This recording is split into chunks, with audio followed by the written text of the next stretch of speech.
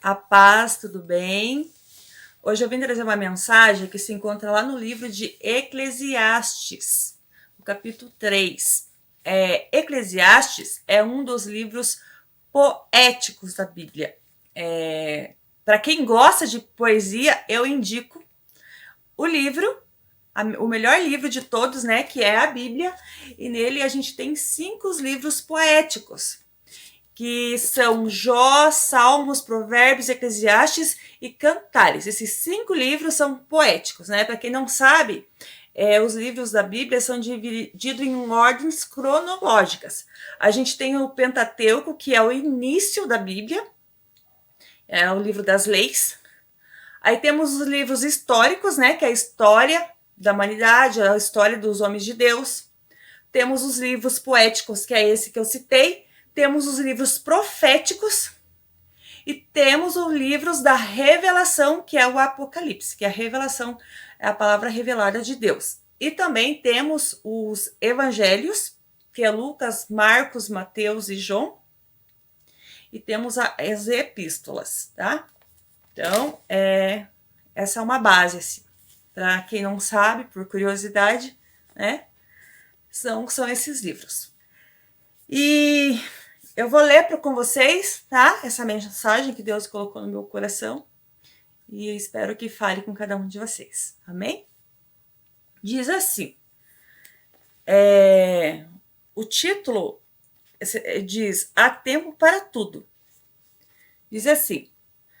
Eclesiastes capítulo 3. Tudo tem o seu tempo determinado e há tempo para todo o propósito debaixo do céu. Há tempo de nascer e tempo de morrer. Tempo de plantar e tempo de arrancar o que se plantou. Tempo de matar e tempo de curar. Tempo de derrubar e tempo de edificar. Tempo de chorar e tempo de rir. Tempo de prantear e tempo de dançar. Tempo de espalhar pedras e tempo de ajuntar pedras. Tempo de abraçar e tempo de afastar, de abraçar. Tempo de buscar e tempo de perder. Tempo de guardar e tempo de lançar fora. No versículo 7. Tempo de rasgar e tempo de coser. Tempo de estar calado e tempo de falar. Tempo de amar e tempo de aborrecer. Tempo de guerra e tempo de paz. Até o capítulo 8. Até o versículo 8, desculpa. Eclesiastes capítulo 3, eu li até o versículo 8. Por si só, esses versículos aqui, tão lindos de Deus, palavra revelada de Deus, né?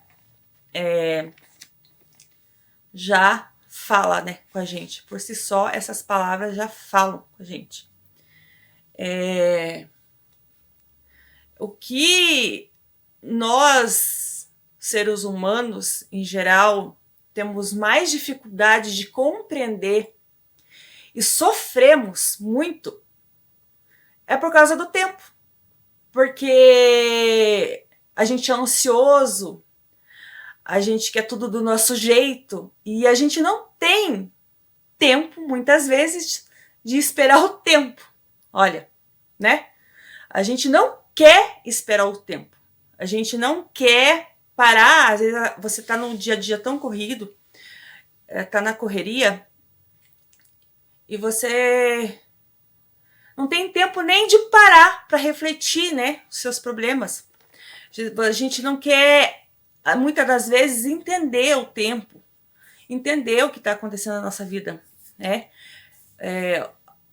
Muitas das pessoas começam a murmurar quando problemas acontecem na vida, e não tem paciência de esperar o tempo de Deus, né? Porque tudo é no tempo de Deus. Tudo se resolve. A própria palavra de Deus diz, né? Que há tempo para todas as coisas. Quando Deus, ele fez o mundo, ele fez em 7 dias. E ele respeitou o tempo. né? Ele fez, no primeiro dia ele separou, né, as trevas da luz, né? E no segundo dia ele separou lá o sol da lua e etc, e assim por diante, até que em 7 dias, né, foi concluído o mundo, né? Então Jesus, ele já nos mostra, né, a importância do tempo desde o início da Bíblia, né? Ele fez o mundo em 7 dias, em 6 dias, e no 7º ele descansou, né?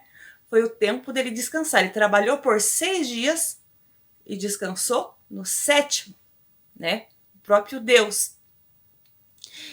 E lógico que quando ele criou tudo perfeito. Não era para a gente ter tanto problema na nossa vida, não era para a gente ter todas essas aflições que temos hoje no nosso coração.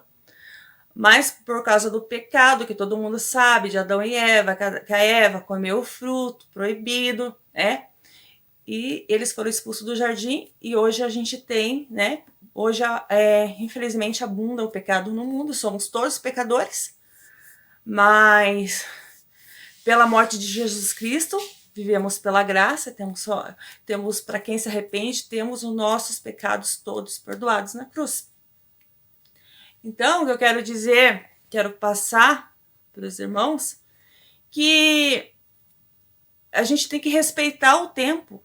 E quando a gente estiver numa aflição muito grande, um problema muito grande, a gente tem que parar e pensar, né? O que Deus tem para mim? Qual é o propósito, né? Porque a Bíblia diz, há propósito para tudo debaixo do céu. A gente passa por uma prova hoje porque Deus tem um propósito, porque tem um propósito nisso tudo, né? Pra gente, quando a gente passar por aquele processo, né? Que nem eu citei, que Deus fez o mundo houve um processo em 6 dias, então ele estava no processo, e no 7º ele descansou, e ele viu que tudo era bom, né? E ele descansou. Então, a gente tem que respeitar isso e entender isso. Quando a gente entende que a gente tem que descansar durante esse processo, né? Que no futuro a gente vai entender, que no futuro a gente vai ter a nossa vitória, a gente não sofre tanto. Porque para construir uma casa, a gente sempre começa da onde? Do chão, né? A gente não começa do teto. E é muito trabalhoso fazer uma casa, né? Por mais que você tenha dinheiro, você não consegue uma casa grande em menos de um mês. Então, ali tem um processo. E nesse processo dessa construção dessa casa, é sofrido, né? As pessoas trabalhadoras, os pedreiros, o carpinteiro, o servente, ele vai sofrer ali. Só que quando concluir essa obra, essa casa vai ficar linda. E você vai sofrer para pagar essa casa, né? Você tem que trabalhar, tem que ter um trabalho. Então você vai sofrer. Só que quando concluir essa obra, né? Essa casa, quando você passar por esse processo, você vai morar numa casa linda, maravilhosa, não vai pagar mais aluguel, se você paga aluguel. Os trabalhadores vão receber o seu salário, vão sustentar a sua casa, né? Então, para tudo tem um tempo. Que nem a pandemia. Veio a pandemia e é um tempo de Deus, né? Deus foi uma permissão, né? Deus permitiu que houvesse a pandemia. E muitas pessoas foram embora, né, desse mundo, Deus levou para si, né? E a gente sabe que quem morre em Cristo não morre, né? Vive eternamente. Então, no tempo de pandemia, muitas pessoas, muitas famílias não entendiam o que estava acontecendo, né? Só que uniu, né? Nesse processo todo, o que aconteceu? Uniu muitas pessoas. Muitas pessoas ficaram quebrantadas. Muitas pessoas, eu mesmo dia diz assim, que comércio não poderia fechar nunca, né? E o que aconteceu? E os comércios pararam, né? Os comerciantes que não fechavam nunca, os shoppings, por exemplo, que abrem de segunda a domingo, muitas lojas que abrem de segunda a sábado, comércios que, se ficasse fechado um dia, daria um prejuízo enorme, né? Chegou a pandemia e não teve outra opção. Todos os comércios teve que parar. É óbvio que muitos tiveram prejuízos, né? E, enfim, mas também as pessoas, muitas lojas, muitos comércios fecharam, só que as pessoas se reinventaram, né? Muitas pessoas que tinham uma loja física, hoje fechou, né? Teve que se reinventar na pandemia. E o que aconteceu? Hoje fechou a loja física, tá com uma loja online, e às vezes está ganhando mais na loja online do que na física, porque ele não paga imposto, não paga aluguel, né? Então, naquele tempo de fechar, né? Talvez a pessoa ficou aflita, falou: o que eu vou fazer? E daí usou a criatividade de estar trabalhando online. Ou comércios que não tinha loja online, agregou a loja online. Está faturando bem mais agora do que antes, né? Então, para tudo tem um propósito. Muitas famílias que quase não se falavam, né? Que não se conheciam, entre aspas, tiveram que ficar em casa e começaram a se conhecer, né? E isso vale mais do que dinheiro, né? A união das pessoas vale mais do que dinheiro. A guerra que está acontecendo agora na Ucrânia, a Rússia e a Ucrânia, está sendo um tempo de choro, de tristeza, né? Mas, como diz em Eclesiastes 3:8, há tempo de guerra e há tempo de paz. Por enquanto, muitas famílias, nós mesmos, não estamos entendendo o propósito disso. Mas, como diz na própria palavra de Deus em Eclesiastes, há um propósito para tudo, né? Debaixo dos céus. Então, Deus sabe o porquê da guerra, porque Ele está permitindo o que vai acontecer, né? O que podemos tirar de exemplo no momento é que muitas pessoas, muitos países estão compadecendo, né? Estão compadecendo com a dor da Ucrânia, né? O mundo está contra a Rússia. Somente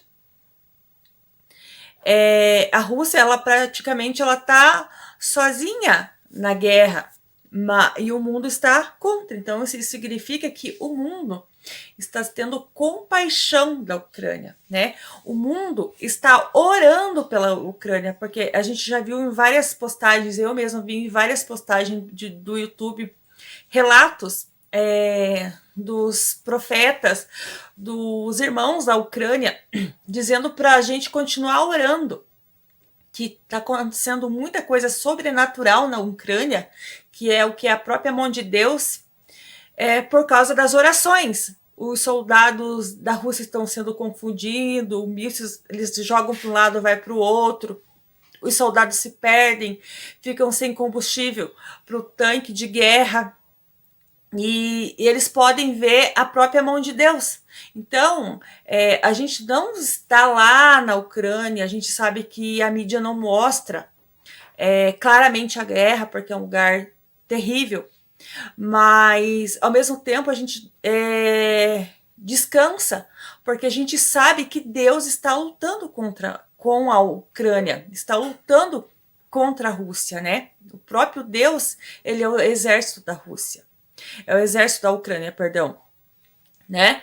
E a gente sabe que a Rússia, por mais que tenha um exército forte, um exército grande, que seja um país mais forte, maior, mesmo que morra a Ucrânia inteira, assim, mesmo assim ela não vai ganhar, né, essa guerra. Tá perdida essa guerra para ela.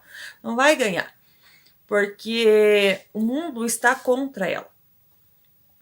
A gente está sentindo, né? Aqui tá tudo subindo, o mercado está subindo, os preços, né, as mercadorias, o combustível, tudo, a gente está sentindo isso. Mas a gente sabe que há um propósito para isso. Então, agora é tempo da gente continuar orando pela Rússia, pela Ucrânia, mas ao mesmo tempo descansar no Senhor, porque tem um propósito nisso, tudo, né? A gente vive pela fé e sabe que tem um propósito nisso e que depois que passar tudo isso, nós vamos entender e a Ucrânia terá a sua vitória em nome de Jesus. Então, e eu digo para os irmãos, não importa a sua luta, não importa a sua dor, não importa o que você está passando, descansa no Senhor. Há um tempo para tudo. Você está chorando agora porque é o tempo de você chorar. Mas saiba que do mesmo jeito que esse tempo agora que você está chorando, que você está aflito, descansa no Senhor, entrega seu problema pro Senhor. Continua orando. Que você vai, com certeza, sorrir muito mais do que você chorou, tá? Tenta entender, né? Pergunta para o Senhor qual é o propósito disso. Pare, né, no tempo. E se a gente entendesse o propósito, a gente não sofreria tanto. Quem sabe você perdeu o emprego, está desesperado, não sabe o que fazer. Mas quem sabe, né? Com certeza, pela fé, Deus fechou essa porta para abrir uma maior, né, para você. Porque às vezes a gente fica sossegado, porque nós seres humanos, mas a gente é tranquilo por natureza. E Deus tem um projeto muito maior na sua vida no futuro, né? E se Deus não arrancar você de certo lugar, você não vai cumprir o propósito de Deus na sua vida. Com certeza Deus fechou essa porta aí para abrir uma porta maior e melhor para você, tá? Se você hoje está chorando por um filho teu, por um esposo, por ele estar no vício das drogas ou na bebida, seja lá o que for, quem sabe Deus já permitiu tudo isso para salvar sua família, né? Para o quê? Para você se pôr de joelho, se pôr em oração, e Deus salvar sua família. Sabe que Deus tem um propósito nisso. E que através do teu testemunho, através dos testemunhos dessas pessoas, da sua família, vai salvar muitas outras famílias, né? Esse é o tempo seu de orar, é o tempo seu de entregar o teu problema para o Senhor, de descansar no Senhor, que vai chegar o tempo de você testemunhar, de você sorrir, né? E a sua vitória com certeza será bem maior do que o problema que você passou, tá bom? Então essa foi a palavra que Deus me colocou no meu coração hoje. E espero que tenha falado com cada um de vocês. Fiquem com Deus. Deus abençoe.